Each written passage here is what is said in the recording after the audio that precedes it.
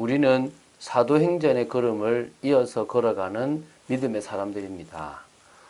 사도행전을 봐 나간다는 것은 참으로 중요합니다.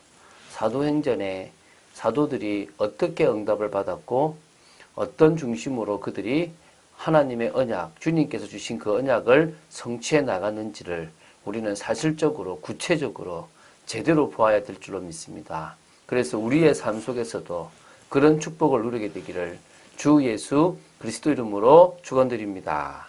자, 이제 사도행전 2장을 계속 이어져 갑니다. 오늘은 5절부터 13절의 말씀을 볼 것입니다.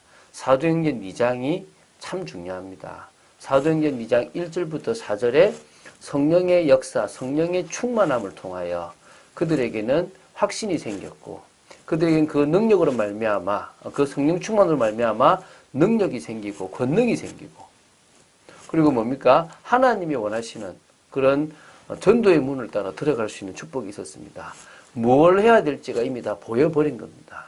오늘 그런 성령의 능력을 덧입는 여러분 되시기를 주 예수 그리스도 이름으로 축원드립니다. 자, 오늘 5절부터 13절은 이제 초대교회 그 120명의 사람들이 방언을 하는 다른 나라의 여러 나라의 말로 하나님 나라의 일을 말하게 될 때 그것을 봤던 많은 사람들의 반응들에 대해서 보도록 하겠습니다.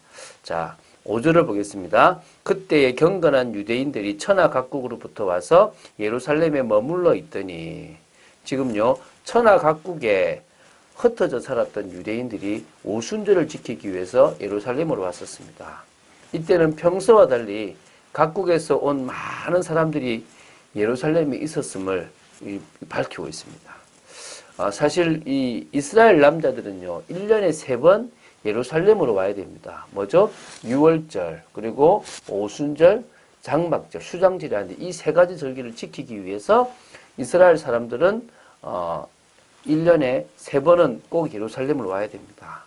그런데 사실은 이스라엘 이 작은 땅에 있는 사람들은 사실 오기 쉬운데 저 다른 어디입니까? 디아스포라로 흩어져 있던 사람들이 그 시간을 맞춰서 대중교통수단이 발달되지 않았던 그 2000년 전에 이 예루살렘으로 1년에 3번을 온다는 것은 거의 뭐요? 불가능한 일입니다. 그래서 1년에 이 3번이라는 조항이 점점 가능하면 많이 오자, 또 적어도 한 번은 오자, 이런 식으로 타협점을 찾아갔을 수도 있다는 겁니다.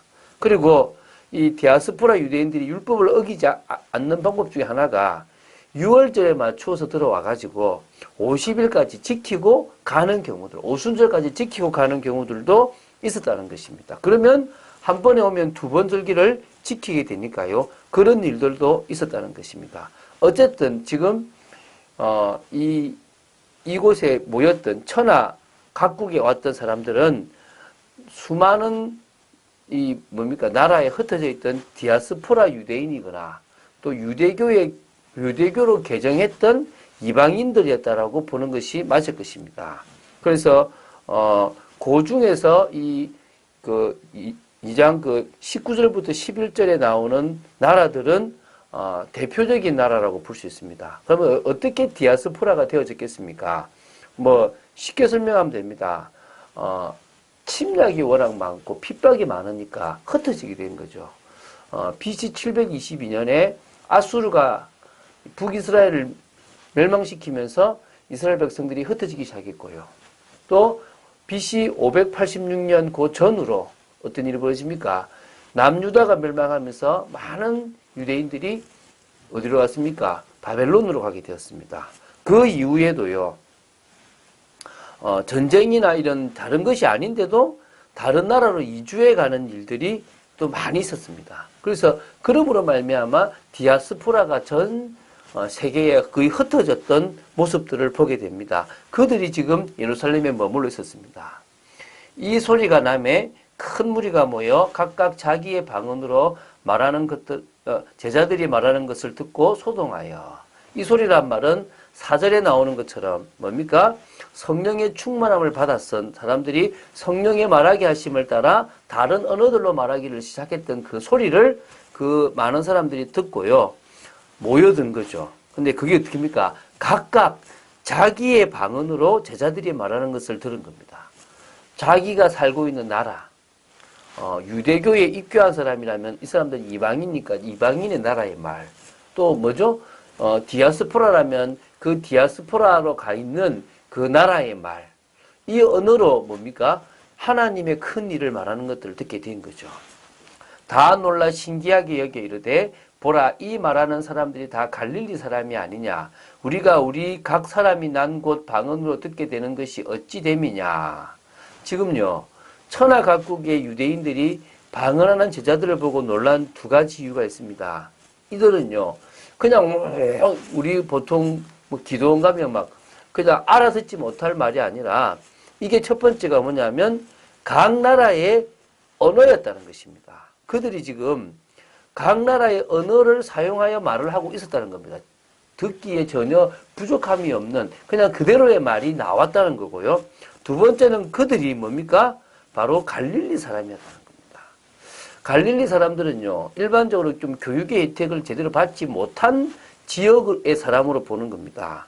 그래서요, 이들은 어느 정도 못했냐면 우리 경상도 같은 것 같아요. 이게 발음이 잘 안 돼 있지 않습니까? 이 사람들도 어떤 특징이냐면 히브리어나 아람어 특징 중에서 이 후음의 특징이 있는데요. 목으로 내는 된소리의 발음을 제대로 못한 겁니다. 뭐 경상도에 쌀을 못해서 살 그러지 않습니까? 뭐 그런 식의 발음, 요런 어떤 이게 잘 안 되기 때문에 예루살렘 사람들로부터 놀림을 받고 무시를 받았던 사람들입니다. 근데 그 나라 사람들이 그 갈릴리 출신들이 주로 모여있는 그들 속에서 어떤 일이 벌어집니까? 여러 나라의 언어들이 나오기 시작하는 것이 놀랐던 거죠.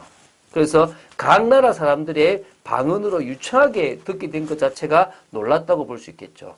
우리는 바데인가 메데인가 엘람인가 또 메소포타미아, 유대와 갑바도기아, 본도와 아시아, 부르기아와 밤빌리아, 애국가 및 구레네에 가까운 리비아 여러 지방에 사는 사람들과 로마로부터 나그네 곧 유대인과 유대교에 들어온 사람들과 그레데인과 아라비아인들이라. 우리가 다 우리의 각 언어로 하나님의 큰 일을 말함을 듣는도다 하고, 지금 예루살렘에 와 있었던 흩어진 유대인이나 유대교 입교한 사람들의 대부분 한 몇 개를 15개 나라 정도가 됩니다.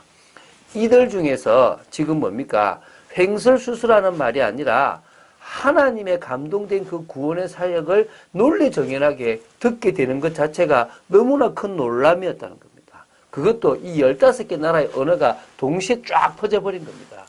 해외에 있다 보니까 저 나라 말은 어떤 나라 말, 저 말은 어떤 나라 말이다 알 거 아닙니까? 각각의 언어로 지금 나오는 것들이 지금 쫙 나온 겁니다.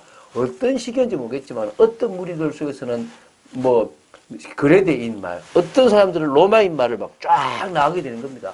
저거 우리나라 말인데, 저거 그레데인 말인데 이렇게 나눠졌다고 볼 수 있겠죠. 근데 거기서 뭡니까? 그냥 막 그 나라 언어가 나온 게 아니라 뭐 가나다라 이게 나온 게 아니라 뭐라고요?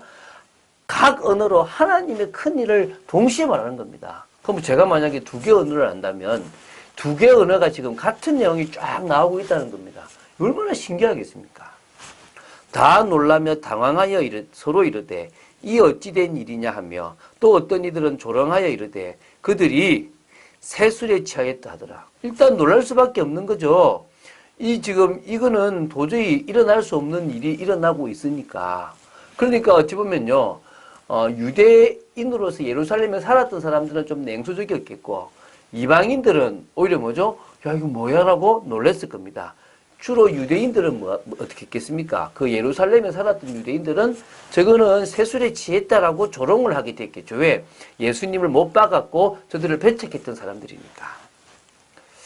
자,